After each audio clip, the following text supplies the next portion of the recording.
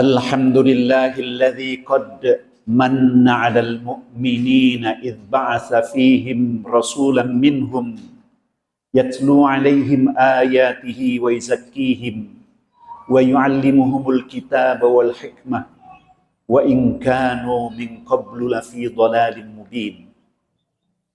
Asyhadu an la ilaha illallah wahdahu la syarikalah lahul mulku wa lahul hamdu yuhyi wa yumit wa huwa ala kulli syai'in qadir.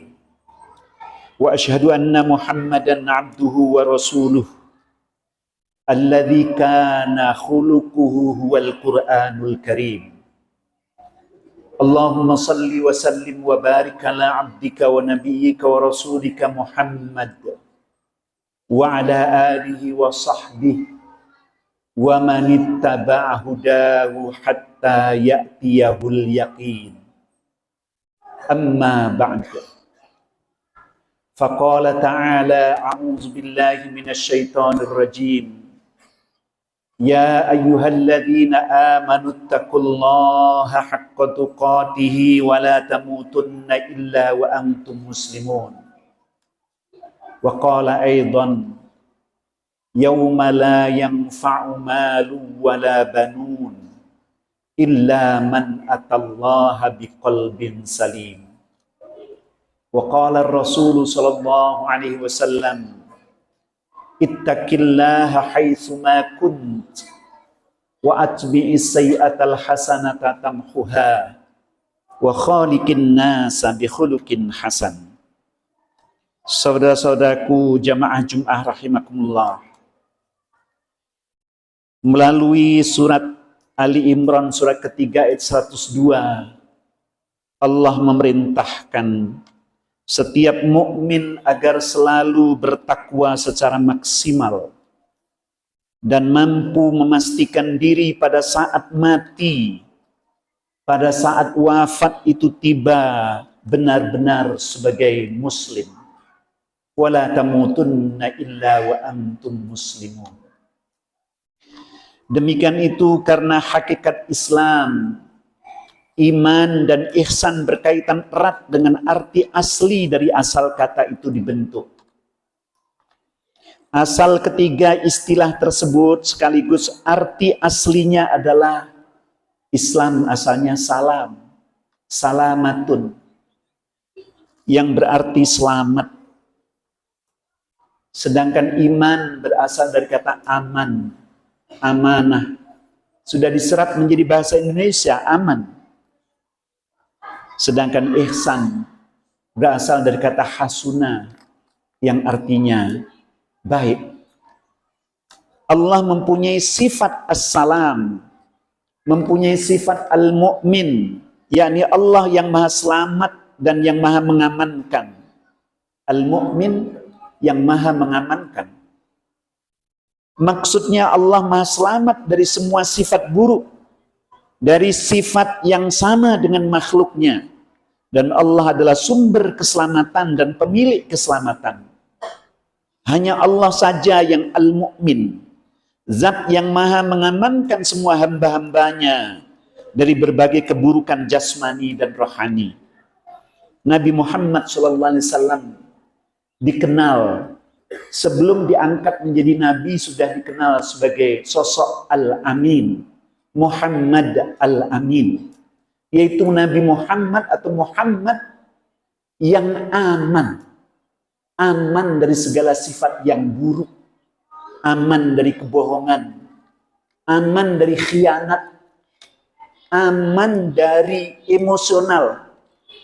Maka Nabi disebut Al-Amin, yang kemudian hanya disebut dalam bahasa Indonesia terpercaya. Padahal itu adalah aman dari segala sifat yang buruk. Allah juga berfirman di dalam surah At-Tin, wa hadzal baladil amin. Allah bersumpah, demi negeri Mekah ini yang aman, aman dari segala hal-hal yang buruk. Setelah Nabi Muhammad SAW menyebarkan ajaran Islam, maka negeri Mekah itu menjadi aman dari segala hal-hal yang buruk dan negatif. Bentuk kata sifat salam adalah salim, yang artinya yang selamat. Yang selamat, sebagaimana Allah berfirman di dalam surah ke-26 ayat 89. Illa man atallaha biqalbin salim. Nanti pada hari kiamat itu, harta dan anak-anak tidak dapat memberi manfaat apapun, kecuali orang yang datang kepada Allah membawa hati yang selamat, yang bersih, yang aman dari segala sifat yang buruk, seperti syirik, dendam permusuhan dan kebencian, iri, dengki, riak, bohong, kikir, ujub, sombong, gibah, dan sifat-sifat buruk lainnya yang disebabkan karena menuruti, karena mentaati hawa nafsunya yang selalu menyuruh berbuat maksiat, berbuat membangkang kepada Allah Subhanahu wa Ta'ala dan Rasulnya. Kaum muslimin, Rasulullah SAW menganjurkan setiap umatnya agar menebarkan salam kepada orang yang dikenal maupun yang belum dikenal. Afshus salama liman arafta wa liman lam ta'rif. Itu sama dengan anjuran agar setiap mukmin bersedia mendoakan orang lain, baik yang dikenal maupun yang tidak dikenal. Semoga Allah berikan keselamatan dan keamanan dari segala keburukan jasmaninya, misalnya sakit, misalnya pikun, misalnya musibah bencana alam, kebakaran, pencurian, dan sebagainya. Serta semoga Allah melimpahkan keselamatan dan keamanan dari semua keburukan rohaninya, yakni syirik, bohong, malas, benci, dendam, permusuhan, iri, dengki, sombong, khianat yang disebabkan oleh kafir, hawa nafsunya. Jadi kalau kita mengucapkan Assalamualaikum warahmatullah kepada orang yang kita kenal maupun yang tidak kenal, yang kebetulan misalnya itu diterima oleh Allah, jadilah dia menjadi orang muslim yang baik.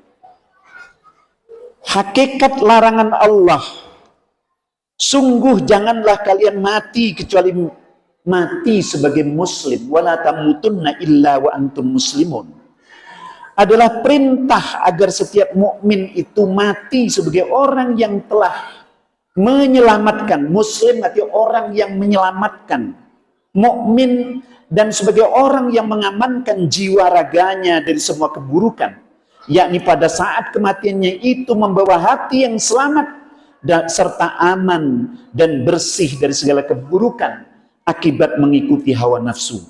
Jiwa dan raganya selamat dari syirik, riya, dendam, permusuhan, memutuskan silaturahim karena selalu tunduk patuh taat kepada Allah Subhanahu wa Ta'ala. Bukankah Rasulullah SAW mengingatkan mengapa orang yang memutuskan silaturahim itu tidak akan masuk surga? La yadkhulul jannata qati'ur rahim. Kalau orang mati sedang ada kebencian, dendam, iri, dengki, yang itu semua adalah memutus silaturahim, tidak akan masuk surga, menyebabkan dia bangkrut. Karena itu semua perintah dan larangan Allah hakikatnya Islam, hakikatnya iman dan ihsan, yaitu menyelamatkan, mengamankan, dan membersihkan jiwa raga pemeluknya dari segala macam keburukan dan menghiasi diri dengan amal kebaikan atau amal-amal salih karena mentaati Allah dan Rasulnya. Perintah salat wajib 5 waktu, puasa Ramadan, menunaikan zakat, melaksanakan ibadah haji, istighfar, taubat, tazkiyatun nafas, taharah, serta berkurban adalah substansi Islam, iman, dan ihsan, yakni menyelamatkan, mengamankan, dan mensucikan jiwa raga dari al-fahsya, al-munkar, bersih, selamat dari perbuatan keji dan munkar, dan menghiasi jiwa dan raga kita itu dengan semua kebaikan atau amal soleh. Dalam kaitan ini Ibnu Majah radhiyallahu rahimahullah ta'ala dalam kitab sunannya meriwayatkan sebuah hadis sahih yang artinya, suatu ketika Rasulullah SAW ditanya, Ayyun nasi afdal. Siapakah manusia yang paling utama? Qala, beliau menjawab, kullu mahmumil qalbi wa sadukil lisan. Setiap orang yang hatinya mahmum pakai kha, mahmum, dan sadukul lisan, lisannya selalu benar, tutur katanya selalu benar. Kemudian para sahabat bertanya lagi, wahai Rasulullah, sadukul lisan, orang yang lisannya jujur, lisannya baik, kami paham. Tetapi yang disebut hatinya mahmumul qalbi itu apa ya Rasul? Rasul kemudian menjawab, yang dimaksud dengan mahmumul qalbi huwa taqiyyun naqiyyu la isma fihi wala baghya wala ghilla wala hasad. Kata Rasulullah SAW, hati yang mahmum, yaitu hati yang bertakwa dan bersih, tidak ada dosa di dalamnya, tidak ada kezaliman, tidak ada rasa dendam, tidak ada ghillun, tidak ada ghil, tidak ada hasad, tidak ada pula rasa iri dengki. Kaum muslimin, secara spesifik Ibnu Manzur menyebutkan bahwa dendam yang dalam bahasa Arabnya itu al-hiqdu, alif lam ha qaf dal. Al-hiqdu itu juga termasuk di dalam al-ghil dan al-hasad. Adalah menyimpan permusuhan, menyimpan kebencian di dalam hati, di dalam jiwanya, dan menunggu kesempatan untuk melampiaskannya kepada orang lain. Allah dan Rasulnya sangat membenci orang yang menyimpan dendam permusuhan dan kebencian kepada sesama. Sebab pada saat nanti ada kesempatan untuk melampiaskannya, pasti pelampiasannya itu melampaui batas. Pasti pelampiasannya itu adalah melanggar keadilan dan melanggar nilai-nilai kemanusiaan. Peristiwa atau kisah tentang Hindun binti Utbah yang ketika perang Uhud dia sebagai orang musyrik, dendam kusumat, menyimpan dendam permusuhan yang luar biasa kepada Hamzah yang telah membunuh ayahnya, pamannya, keluarga besarnya telah dibunuh pada saat perang Badar. Maka Hindun ini menyuruh seorang hamba sahaya namanya Al-Wahsy. Beliau paling pintar menombak. Maka singkat cerita, Al-Wahsy berhasil menombak, membunuh Hamzah bin Abi Thalib, bin Abdul Muthalib, ya, paman Nabi. Yang kemudian setelah meninggal, Hindun mencari jenazahnya, kemudian membedah dadanya, serta mengambil jantung dan hatinya, dikunyah-kunyah. Itu karena saking dendam dan bencinya telah menghilangkan rasa jijik, mengantarkan dia melebihi binatang karena telah hilang akal sehatnya. Begitulah melampaui batas orang yang dendam itu. Kemudian sesaat setelah perang usai, para sahabat menemukan jenazah Hamzah ini dalam keadaan sudah dimutilasi oleh Hindun tadi. Maka mereka, para sahabat Rasul, juga dendam. Seraya berkata kepada Rasulullah SAW, wahai Rasulullah, demi balas dendam atas wafatnya Hamzah pamanmu ini, wahai Rasulullah, kami siap membunuh 70 orang musyrik nanti pada saatnya tiba. Maka kemudian Allah Subhanahu wa Ta'ala menurunkan, melarang sifat dendam seperti itu melalui firman-Nya di dalam surah An-Nahl, surat yang ke-16 ayat 126. Wa in aqabtum fa'aqibu bimisli ma uqibtum bihi wala in sabartum lahu khairul lis-sabirin. Jika kamu membalas, balaslah dengan balasan yang sama dengan siksaan, dengan keburukan yang ditimpakan kepadamu. Jangan disertai kemarahan dan kebencian serta dendam, karena itu pasti akan melampaui batas. Sungguh jika kamu bersabar, hal itu benar-benar lebih baik bagi orang-orang yang sabar, yakni bagi orang-orang yang menyelamatkan hatinya dari balas dendam, akan mendapatkan balasan yang lebih baik dari Allah Subhanahu wa Ta'ala. Dalam kaitan ini pula terkenal dalam hadis sahih, Pak, dalam Musnad Imam Ahmad disebutkan bahwa Anas bin Malik menceritakan, ketika kami duduk bersama para sahabat, Rasul SAW itu 3 kali menyebut, hei, kita akan kedatangan seorang yang menjadi calon penghuni surga. Kemudian orang tersebut masuk ke dalam masjid sedang basah jenggotnya karena habis berwudu. Pada hari kedua Rasul masih menceritakan, sebentar lagi calon penghuni surga akan masuk masjid kita ini. Dan para sahabat melihat orang yang sama pada hari pertama kemarin. Orang itu habis berwudu, terlihat basah mukanya dan jenggotnya. Hari ketiga orang itu lagi disebut oleh Rasulullah SAW, kita akan melihat orang yang akan masuk ke tempat ini, calon penghuni surga, adalah orang sama.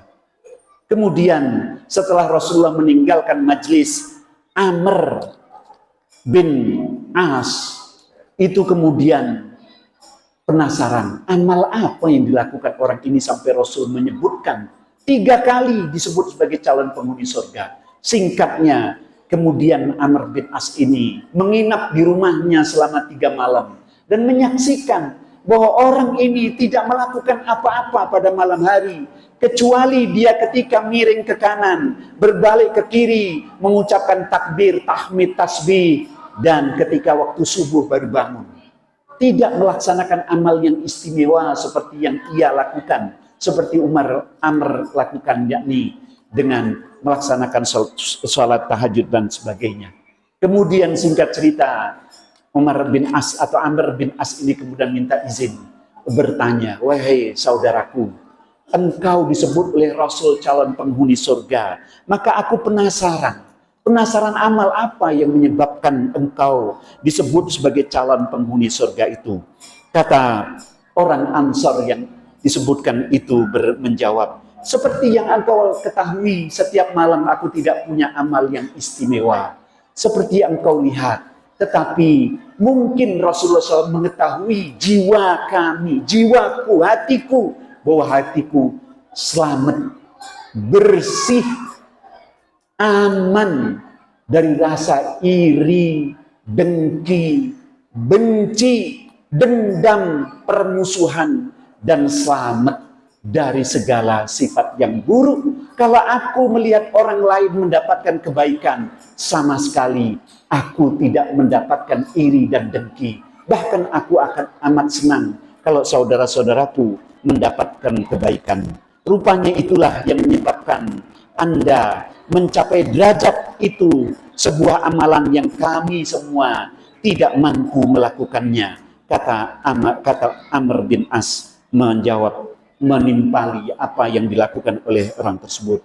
Kaum muslimin, sebaliknya Nabi Muhammad SAW bersabda agar kita semua menjauhkan diri, menyelamatkan diri, membersihkan diri hati kita, jiwa raga kita dari dendam, kebencian dan permusuhan ini dengan sabdanya, iyyakum wal hasada fa innal hasada yakulul hasanati kama takulun naru al khataba.